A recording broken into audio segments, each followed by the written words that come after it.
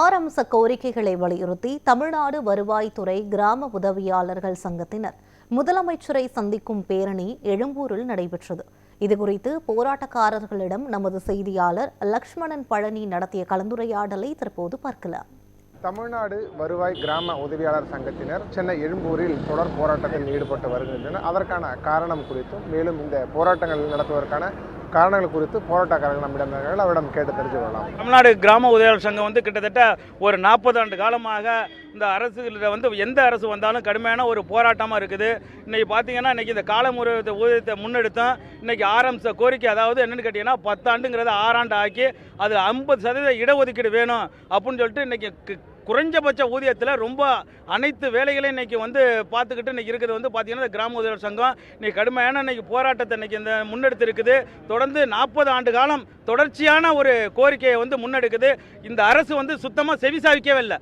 எந்த ஒரு இதுவுமே சரி. இன்னைக்கு பாருங்க, எஸ்ஐஆர் படிவம் பாருங்கன்னா இன்னைக்கு யார் கிராம உதவியாளர் இன்னைக்கு ஓவர் ஆல் இந்தியாவில் பார்த்தீங்கன்னா 52 பேர் இறந்துருக்கிறான். இந்த அரசு ஒரு பணி சுமையை திணிக்குது. ஒரு தேர்தல் காலங்களும் சரி, இன்னைக்கு பேரிடர் காலங்களும் சரி, மற்ற பொழுதேனைக்கும் பார்த்தீங்கன்னா இன்னைக்கு கிராம உதவியாளர் தான். ஆனால் அந்த கிட்டத்தட்ட ஒரு 16,000 குடும்பங்கள் இன்னைக்கு நடு தெருவில் நிற்குது. இன்னைக்கு அதே பார்த்தீங்கன்னா இன்னைக்கு அவங்களுக்கு எந்த ஒரு அவங்களோட கோரிக்கை எதுவுமே இது முன்னேற்றது மாதிரி இல்லை. இந்த போராட்டமே என்ன கேட்டீங்கன்னா கிராம வாழ்வாதாரம் வென்றெடுக்கணும். உங்கள் வாழ்க்கையில் ஏதாச்சும் ஒரு திருப்புமுனை அமையும்னு சொல்லிட்டு இன்னைக்கு சென்னையில் இன்னைக்கு இந்த பேரணியை நடத்துகிறோம். இன்னைக்கு அதே சமயத்தில் இந்த முதல்வருக்கு எங்களுடைய கோரிக்கையை இந்த 30 ஆண்டு கோரிக்கையை நேரடியாக கொண்டு போய் நாங்கள் சேர்க்கிறோம்.